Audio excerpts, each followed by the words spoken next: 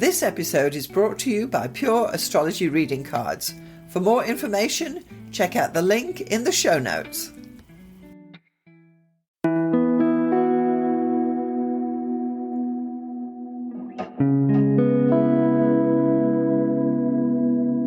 Welcome to the Starzology Astrology Podcast. I'm your host, Alison Price, and I'm here again with my good friend and co-host, Arwynne O'Neill. Hi, Alison. It's excellent to be here. Thank you so much for joining me again.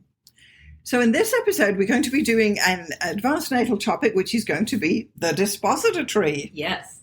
Or Dispositor Trees. Yes, or the final dispositor. Or the final dispositor. Or the dispositor forest, depending how many trees you have. Wow. I know. Yeah. This is a topic that I absolutely love because it's a way of creating a diagram from a chart that is visual, that can stand alone and actually be interpreted. So even if you don't have the chart, you can interpret the dispositor tree. So it's one of those things. And I have a really quick question. Yes. I mean, let's pretend I'm a beginner because okay. when I first was studying my chart and getting super into like all of the different stuff. Yeah. I remember calculating and taking up an entire sheet of paper, figuring out my dispositor tree, being super confused because I had two final dispositors, and I was like, what, how's that, why, etc., which apparently is actually quite normal and fine. But, at the time, you're like, what? No, it's supposed to be final. It's not the final dispositors with a, plural. But is there any way to automatically, through some sort of software, create a dispositor tree? Not that I'm aware. Wow. So you've got to engage your brain with this one, right? Yeah, and it does take a bit of working out. I have given this lecture several times in Toronto and in Vancouver, and yes, some people get it straight away. Others are going, "Huh?" at the end of the. But anyway, yeah, they're just getting flashbacks to like math and story problems. And yes. But the idea is, so your dispositor tree is actually a diagram of the chart. Yeah, that's not a circle or anything like that, and technically it's a tree because there are links and branches. This is why it's like a family tree. It looks like a family tree. Yeah, so that's why it's called the dispositor tree, because a dispositor is a planet that rules a planet in another sign. So say the sun rules Leo, any planets in Leo are disposed by the sun. Right. So the sun is the dispositor of any planets in Leo. Yeah. So if I have, well, that's a bad example, actually. Okay, so I have Mars in Taurus. Right. So Mars in my chart would be disposed by Venus. Correct. Because that's the natural, that's correct. The ruler of Taurus. Yes. Yeah. So with dispositors, before we're going to start to draw this dispositor tree, you need to know which planet rules which signs. Yeah. And I'm only using the visible planets for rulership here. Yes. Yeah. And there is a reason for that. I'll go into it later. We don't need to get bogged down on that at this moment. So we're using the 7 visible planets and their rulerships to create these dispositor trees that we're going to be talking about today. Yeah. And I mean, I'm just going to shout out how interesting that it is when you Google this topic. You are literally the first, several links that come back, which is pretty amazing. Well, and then, a few down is Stephen Forrest's site, which is awesome. You're an amazing company to be, it's mostly you, though. Well, there's no one else ringing the dispositor bell. The dispositor tree person, I don't know. I like them. I like drawing them. I like to have them. If I'm teaching this class, it's interesting because you can just give a tree and you can interpret it when you don't even know what the planets are. Yeah. So knowing the shape of the tree is what we're going for. And what is the purpose of finding the final dispositor? What does it tell you about the person? Well, we're not always looking for the final dispositor. That's just one type of tree. Oh, okay. Yeah. Good to know. Yes. Yeah. So what we're looking for the connections between planets that you cannot see through aspects on a chart. Ah, okay. Yes, that makes sense. Yes. Yeah. So to start with, we're just going to make sure that we know which planets rule which signs, and the first thing you're going to be looking for is for your top planets. You've got, so let me slow this down. You've got top planets, middle planets, and bottom planets. Oh, okay. And all this details on the website. You can click through if you need to go over this, and maybe you do. Usually, yeah, for sure. So you've got 3 positions. You've got the top planets, middle planets, and bottom planets. And are those the same for everyone, or is that different? No, it's different for everybody. And all that. Okay. It's different for everybody. So your top planets are more important than your middle planets, and your bottom planets are less important in the tree. Okay. And on top of that, there are 5 types of dispositor tree, and we're going to get into each of them. There is only 5 types, of which a final dispositor tree is one of these trees. Ah, okay. And the reason that these are important versus not important has nothing to do with their aspects. It has only to do with rulership and the essential dignity of those in the kind of an old school kind of, like, we're talking like old school astrology, right? Well, we're still using essential dignities today. No, but I mean, that was one of the original. Oh, yeah. Like before Pluto. This is Ptolemy and Co. This is Ptolemy and Co. Exactly. That's what I'm saying. Well, again. Yeah. Ptolemy and the gang. Sounds like a pop group or something. Yeah, exactly. We have great harmonies. That's right. Yeah. So when you're drawing a dispositor tree, the first thing you're going to be looking for in the chart that you're looking at is any planet in its own sign. Yes. Now, may we use your chart as an example? Please. Okay. So, so first of all, you're going to be looking for any planet in its own sign. And if you do have a planet in its own sign, it goes on the top line. So you draw the planet and the sign it's in. Yeah. And in your particular case, you have 2 planets in their own signs. Absolutely. So these are known as planet and rulership trees, but we'll get to that in a moment. So you would put, in our case, for you, you've got Mercury in Virgo, that goes on the top line. And then onto the other side, you've got Venus in Libra, that goes onto its top line. Absolutely, yeah. Now, from this point, we would then say, well, are there any planets in Mercury's signs? Mm-hmm. And in your case, you have 2. You've got the moon in Virgo and the sun in Virgo. So those go on the second line down, and they are listed as moon Virgo, sun Virgo, and there's an arrow pointing from Mercury because Mercury is disposing these 2 planets. Yeah. These 2 planets are in Virgo at Mercury's behest. Yeah, so on the Mercury side now, there's 3. Yeah. With Mercury at the top and then the moon and the sun kind of below it. Correct. And then on the Venus side, we've got Venus in Libra, and below it we have Mars in Taurus. Yes. We have Pluto in Libra, yes. and we have Uranus in Libra, and those are all Venus-ruled planets. That's signs, right, because these are planets in Venus's signs. Yeah. So Venus all of has these... 3. So it's basically a score of 2 to 3 at this point. Yes. You're going to think of it like a game. So you've got 2 below Mercury on the second line, and you've got 3 below Venus on the second line. But all of those 5 planets are on the same level. Yes. Of the level on the pecking order. Yeah. Yeah. And then if we go back to the moon in Virgo, we say, well, is there any planets in Cancer? And lo and behold, you've got Saturn in Cancer. That goes on the next line down below the moon. And the reason we do this is because the moon is ruled by Cancer. The moon is ruled by Cancer. Yeah. And then because that's Saturn, we would say, well, are there any planets in Saturn's signs of Capricorn and Aquarius? Mm-hmm. And lo and behold, there's Jupiter in Aquarius. That goes below Saturn. Yeah. So this is now on the 4th line down. Right. Then we would say, well, are there any planets in Jupiter's signs of Sagittarius and Pisces? And yet, there it is. Neptune is in Sagittarius. So Neptune goes below Jupiter. Yeah. Okay, now going back to the sun in Virgo, there's nothing in Leo. Right. So nothing is below the sun. So nothing sun. is below the sun. So this makes actually the sun a bottom planet there, and Neptune is the other bottom planet, whereas the moon, Saturn, and Jupiter are middle planets. Mm-hmm. Okay. And your Mercury is the top planet in the Mercury tree. Yeah, that makes sense. Yeah. Yeah. And then if we go back to the Venus tree, you've got Venus in Libra. Below that is Mars in Taurus, Pluto in Libra, and Uranus in Libra. Yeah. And then the only other thing below Mars is Chiron in Aries, because Mars rules Aries, so Chiron goes below Mars. Yeah. So what you have here is you have 2 trees, and these are known as planet in rulership trees. It's not a final dispositor, because that would just be the one. Right. Okay? Yeah. So in your particular case, there are 2 trees in your...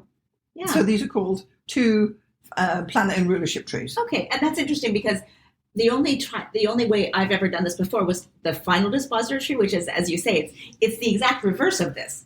Because I remember getting to the bottom of when I was trying to figure out my final dispositor and having 2 planets at the bottom, which was, of course, Mercury and Venus, because those are in their own rulership. But we've started with that. In this one. So you don't have a final dispositor. Correct. Not everybody does. No. Because you don't have a final dispositor tree. Yeah, exactly. Yeah. So some charts will have a final dispositor tree, and I'll give some examples in a moment. Yeah.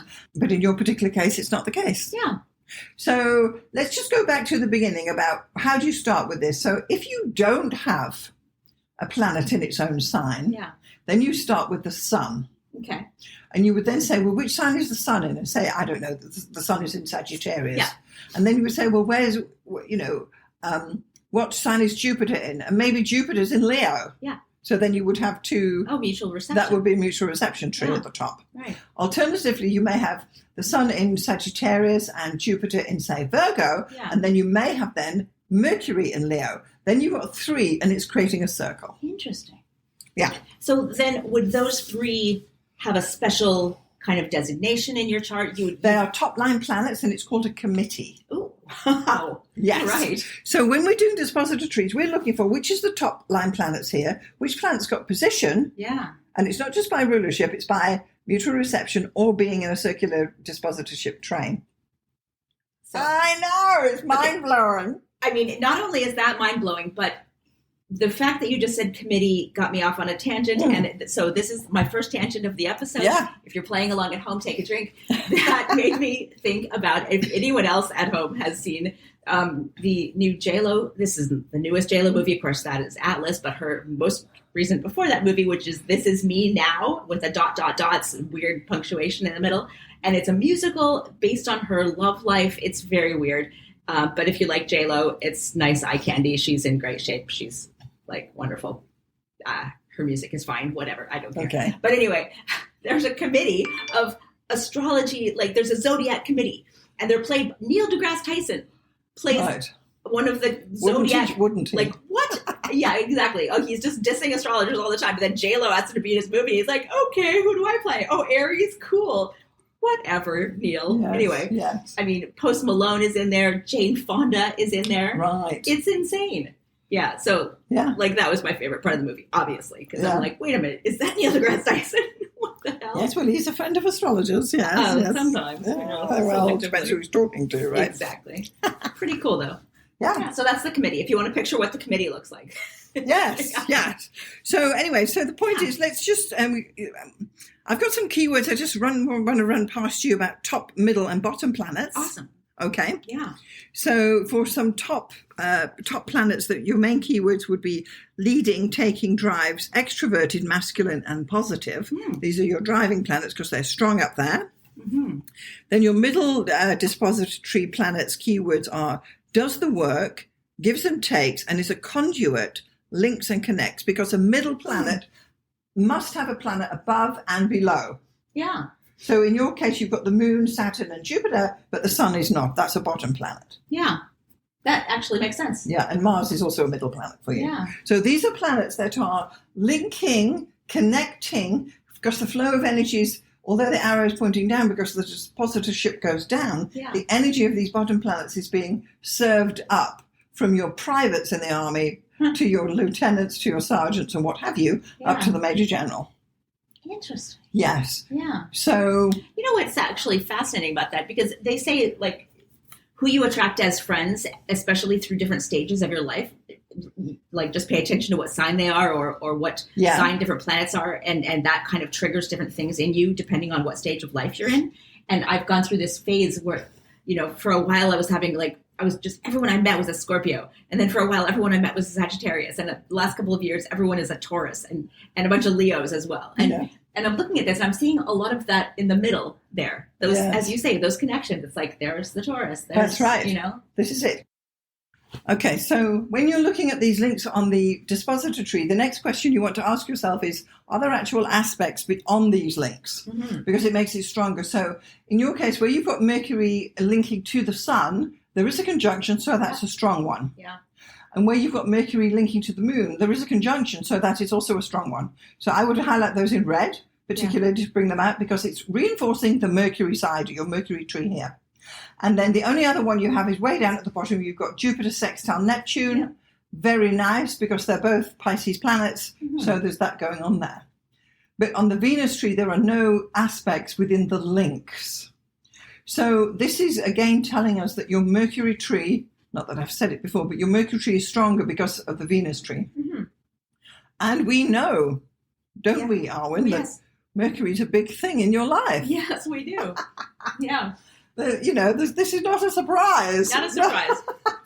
Triple Virgo with the word communication in my title at work, and I have a podcast. There you go. Yeah. It's like, and you've got a name that you've changed and no one can spell, and there's a story behind it. And it was based on a character in a book. It's all very literary and yes. So the whole thing hangs around that Mercury. Yeah.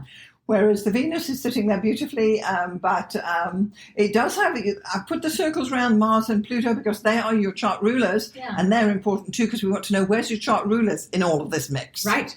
But what's happening here is that Venus is above your chart rulers, and of course Mercury is standing strong too. Yeah. So if you were interpreting this chart, you would look at the Mars and the Pluto because they're chart rulers for sure. Then I would go to the Mercury and the Venus because they are strong in your chart. Yeah. Not all planets are created equal, and you see this when it comes through in the Dispositor Tree. Yeah, absolutely. Yeah, so technically there's 2 trees. You've got the Mercury tree, which is the chitter-chatter, gets you through the day, and then you have the Venus tree, which has to be your love life and your financial situation, and the two don't necessarily mix. Yeah. And this can indicate when you've got 2 trees, in your case, that you've got 2 sides to your personality. Oh, for sure, yeah. And that would come through as the chitter-chatter and then the light-hearted Venus. Yeah. I totally relate to that, for sure. So let me just give you some keywords for the bottom tree planets. So they would be supporting, serves, gives, they're introverted, accepting, and feminine. Okay? Yeah. So they are, they're serving up the chain. And that would be my Neptune and Chiron, which are very, very least aspected as well. Yes. Although a couple of major, well, again, aspects. Yeah. The point being that they are. They're in weird things that I have nothing else. It's like at Downton Abbey. You've got the maid, the scullery maid, then you've got the parlour maid, then you've got the one who cleans out the grate. Yeah. Cinderella. They're at the bottom. Yeah. They're not having a say, and they're not. They're in Aries and Sagittarius, which is, I have nothing else in those. Yeah. Yeah. So this is the breakdown of that. So you want to pay attention to which are your top, which are your middle, and which are your bottom. Yeah. Particularly, you want to start interpreting the top planets first if you don't know where to start with a chart. So for our friends and our super fans and so on, they would need to dig out their top planets and work on those first. Yeah. Because when you're starting to learn astrology, it's overwhelming to do so much at once. Pick and choose the planets. Pick your battles. Yeah. For sure. Also, I want to talk about that in these planetary locations, the top planets can only be one of the 7 visible planets. Your middle planets can actually be visible planets as well. Yeah. But the bottom planets will be all the planets potentially and the outer planets as well. Right. So your outer planets, Neptune, Uranus, and Pluto, will not be middle planets ever and linking below. Yeah. Interesting. Because we're delegating them or relegating them to the lower rankings. Right. Okay, so should we talk about the 5 types of Dispositor Tree? Let's do it. Okay. Yeah. So first up, we got our final Dispositor Tree. Yeah. And this is where you've got 1 planet at the top, an assorted load of middle planets and a lot of bottom planets. And this is a highly focused individual. And I'm going to give you an example for a final Dispositor Tree. And we've got Mike Brown. Do we know who he is? Of course we do. He's the guy who killed Pluto. Yes, the astronomer who discovered Eris. That's the guy. So anyway, I've got his chart details here. It's 2:35 p.m., 5th of June, 1965, Huntsville, Alabama, USA. Yeah. So he's got a Mercury final Dispositor Tree. He's got Mercury at the top, and then he's got 1, 2, 3, 4, 5, 6, 7 planets below Mercury, disposing it down, and he has a final Dispositor Tree. Look at that chart. Mercury. Now, this guy has Libra rising, and if you see a photo of him, he's quite pleasant to look at. He is very pleasant, and also he has said, I love astrologers, and he's given interviews to astrologers, and his birth time is public information, which is, I think, a nod to how much he appreciates astrologers, because as he has said, and that you have to appreciate this for an astronomer and someone who studied physics and the hard sciences all his life, he says that he loves astrologers because they care about the solar system as much as astronomers do. Oh, right? No, and that's I mean that's a beautiful recognition. He knows his history. He knows, he knows that without astronomy wouldn't exist. And I think that's lovely that he's given. And he's got Mercury as his final dispositor in Gemini. Yeah. So even though he's got this Libra ascendant and he really wants everyone to love him, really he killed Pluto, and that's what he's more famous for than anything else. So there you have it. And he wrote is going strong. And the book he wrote is called Why I Killed Pluto, Mercury in Gemini. Fair. Yeah. Another final dispositor tree example I have is for Steve Jobs. Now he's got Mars in Aries as his final dispositor at the top of the tree. Wow. I'll just give his birth details. It's 7:15 p.m., February 24, 1955, San Francisco, California. Yeah. Now, I've got 3 tech guys in here, and they've all got Mars at the top, so I want you to remember what we said about Steve Jobs. Interesting. Focused. Yeah. This is a focused person, and he was focused. Yeah. All he was focused on was what he was creating and making happen as a leader. Yeah. So he's got quite an interesting final dispositor tree. Yeah. The next type of tree you have, the second type of tree you can get is called a single planet in rulership tree. Mm-hmm. This is one planet in its own sign with nothing below it. So the whole tree is standing on one side and you've got this odd little planet over here. Huh. That is a single planet in rulership tree. And how would that happen? Give me an example. My example chart here is for Princess Catherine. She's got a mutual reception between Saturn and Venus in one great big tree. But over here on the side is the moon in Cancer. Oh. The moon stands alone. That's the private side. The mother, her reflection of motherhood, and the whole Diana thing. She keeps it. Wow. Even what's recently gone down in her private family life. Yeah. They're not spilling their guts out there, you know. Fascinating. Wow. So this is an example of a single planet in rulership tree, and it puts that moon away that we don't see it. We, the public, do not see it. Yeah. And there's this whole facade, this whole other tree where all the energies go. The moon is just over here. And the moon's by a singleton. Protected. Yes. So it's like an unexpected planet. It can either be the Joker or go either way. Yeah. Or it's pure essence because nothing's influencing it. Wow. So that is quite a powerful position in her chart because, of course, she's born on an eclipse as well. We've spoken about that before, I think. So she's got that moon in Cancer. And then the other example I have is Sarah Ferguson, but I haven't got her data here. Huh. She's got the exact same thing of a singleton. Weird. Single planet in rulership tree. So it's this odd tree standing aside. So it's just by itself. Yeah. What do the kids say? The cheese stands alone or something? Or what was that thing? Yeah. The nursery stand. I think so, yeah. Or the farmer stands alone. I think the cheese. I don't know why. Yeah.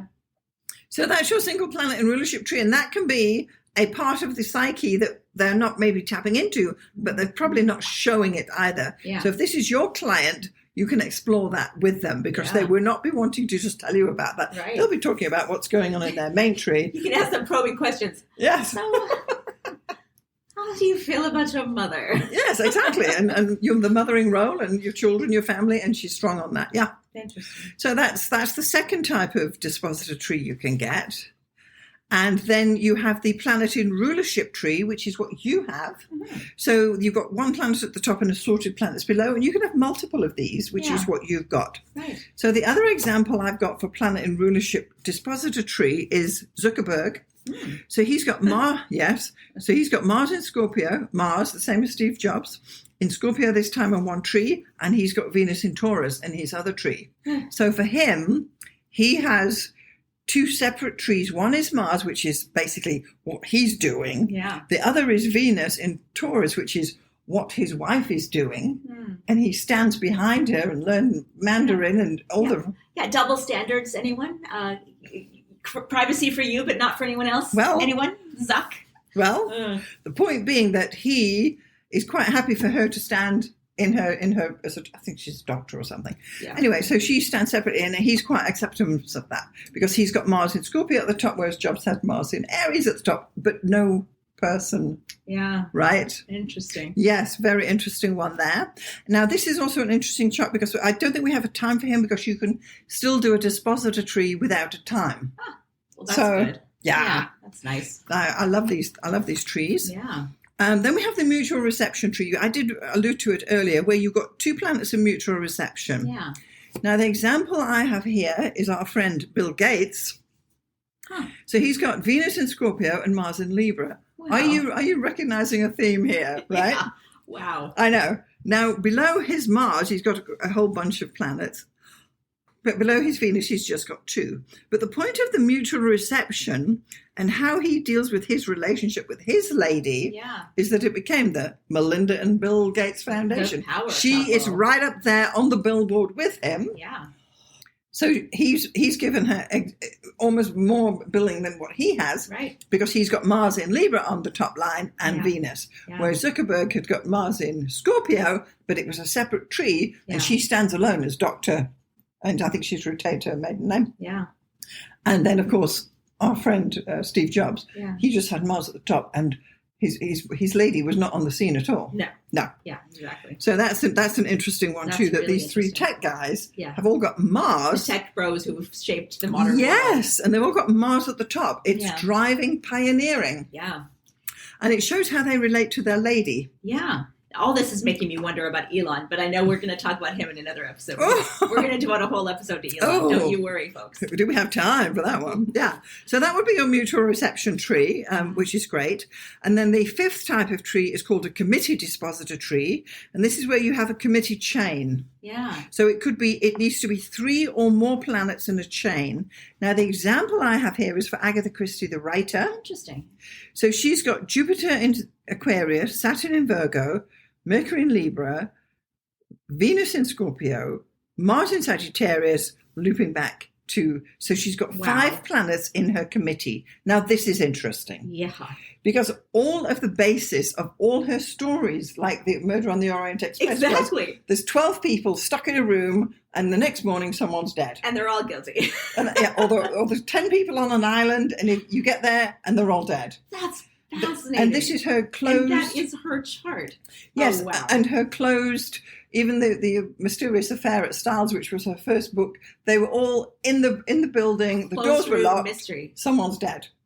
So and this is it. And during when she's writing her book, she's saying, she's first focusing, oh, was it the butler? Maybe it's Jupiter in Aquarius. No, how about the brother-in-law? Oh, Yeah. is it Saturn in Virgo? And she moves on to each of the possibilities, and you go One through from thinking, another. it must be him, it must be the butler, it must be the driver, it's the wife, you know. That's so interesting. This is what is so fascinating about astrology. If anyone who is just kind of biting into it as we're talking and is getting this little like sparks flying, this is how we all experience that moment of epiphany where we're like, wait a minute, what? Yes. And you realize what a cool, amazing thing this is. It is. And how interesting it is just to look at people's lives through this Exactly. microcosm and this mirror and this metaphorical language and just go, wow, this is so cool. Yeah. Yeah.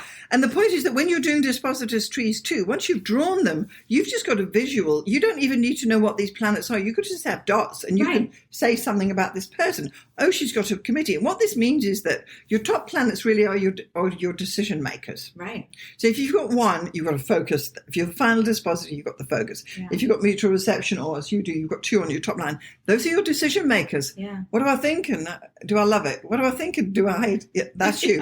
Yeah, it is. And with her, she's got 5, so she's running it through, and the decisions become difficult Yeah. the more people are on the top line. But yet there's something to say about popularity as well, because she popularized, I should say, an entire genre. Yeah. She almost launched an entire genre. Like true crime would barely exist. And mystery novels, like Yeah. women writing crime, like she's the pioneer of all of that. Apparently, she's the second most sold author book after the Bible, right? I know. Exactly. So anyway, so she's got this interesting committee tree, which she employed Yeah. because clearly this is how she was feeling. That's how she thinks. First it's this, first it's Jupiter. No, maybe it's Saturn. No, his alibi is not handing up. Well, let's move on to the next guy. And this is how she develops her stories. Yeah. And this is how she thinks. So amazing. And if you have a committee tree, I'm sure you two are saying, well, what about this? And what about that? And what will my mother think? And what about Right. Bob? And so on. And it's this, you care. Yeah. Whereas focus people with a final dispositor, that planet's on, it's the one. And if running you're the someone show. like Zuck, you already know what you think. Screw everybody else, whoever, Yeah. let the wife do what she wants, Exactly. and everybody else can go Yeah. Zuck themselves. Yes, Whatever. yes, exactly. Yeah. But this is it. So these are the 5 types. There's only 5 types of dispositor tree that you can have. You can have a Yeah. combination. Yeah. If you've got a final dispositor, that's all you have. Yeah. But apart from that, you could have a mutual reception tree and a planet in rulership tree and a singleton planet and a committee at the same time. So you could have combinations, and this is what I like to call forests, because you could have 3 or 4 little trees. Happy little trees, as Happy little Bob Ross trees. would say. Yeah. And astrologically, you want to say, well, which planets are calling the shots? And it's the top planets that are calling the shots. Yeah. Yeah. So when you're doing chart interpretations, you need to be looking at these top planets. Yeah.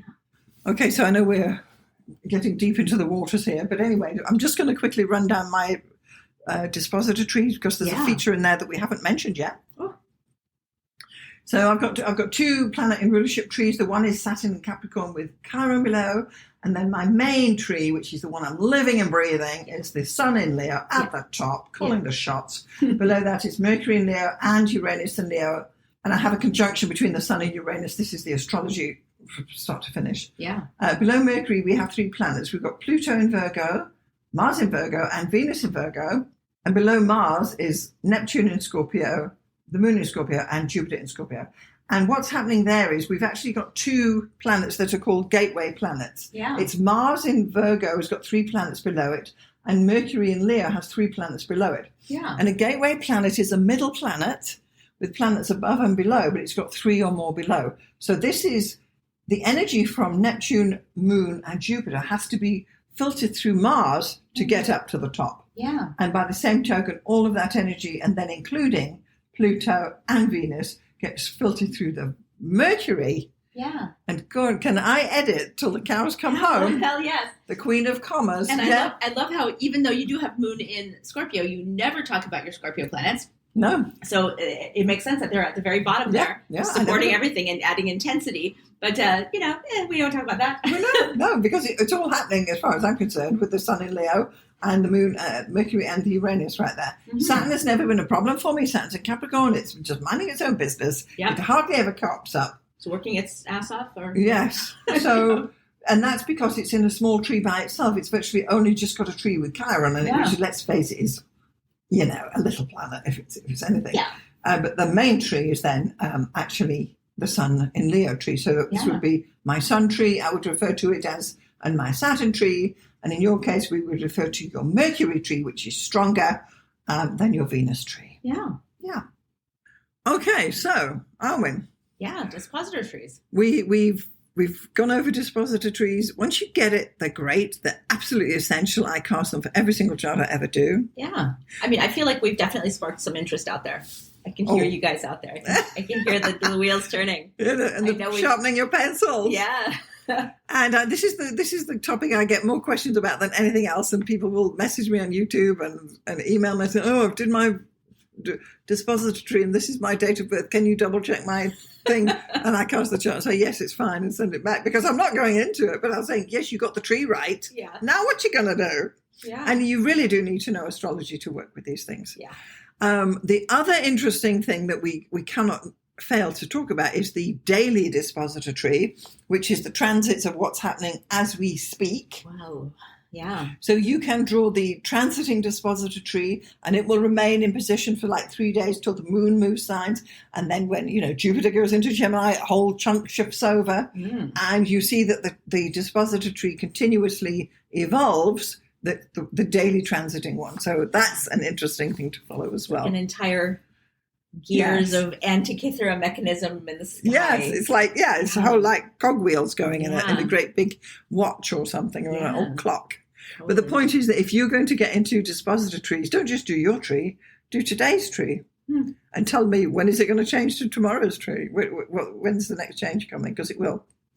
And that's interesting. And you can see we go from final, we go to committee, we go back, and the whole energy levels, and some planets come to the fore during these trees. So it's important. Yeah, it's almost like the days when you feel like you just can't do anything without, getting a bunch of other people to weigh in on whatever your thing is.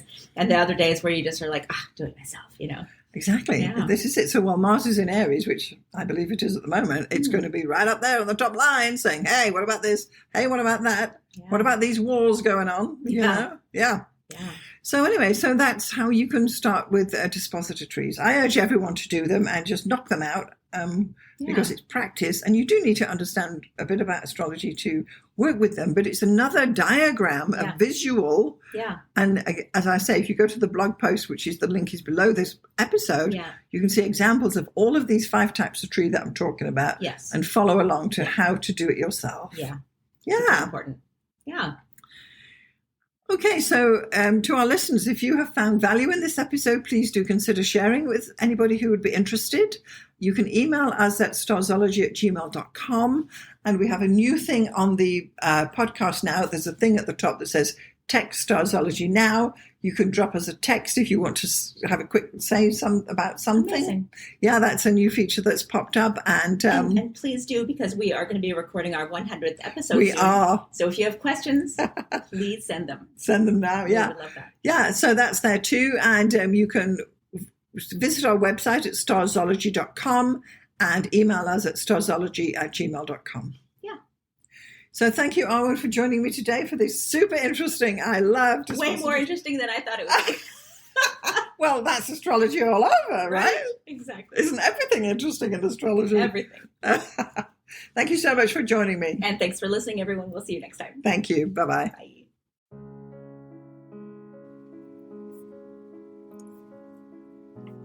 Thanks so much for getting this far through the episode. I just want to take a moment to tell you about the two main options of my astrology services. So the first one is coaching. If you are an aspiring astrologer, and by that I mean someone who's perhaps a hobbyist astrologer or someone who's learning astrology or a student, or you've got a few books and you've been doing it for a while, but perhaps you need a little bit of help to bring it all together, then maybe getting some astrological coaching from me would be the answer for you. The astrology coaching I offer is a 1-hour session on Zoom, and it's tailored to answer your particular questions. For example, if you have issues with natal chart readings, we can go there. Or if you're having problems working with your forecasting, we can go there. Or even basic astrology stuff, or even getting yourself organized for your astrology business. The idea is that astrological coaching will answer your particular questions. It's tailored specifically to you and where you are in your astrological journey. And I'm happy to help you out with some guidance about how you can get going, what to focus on, and what to dismiss. So that would be the astrological coaching for people trying to learn astrology. The second astrological service I offer is consultations. So this is for someone who perhaps doesn't know anything about astrology, but they just want to have their chart read or get their chart done. Call it what you will. So once more, this is a 1-hour consultation over Zoom. I will interpret your chart, tell you about the main features, tell you about where the energy is flowing, and all the rest of what is entailed in a thorough natal chart interpretation.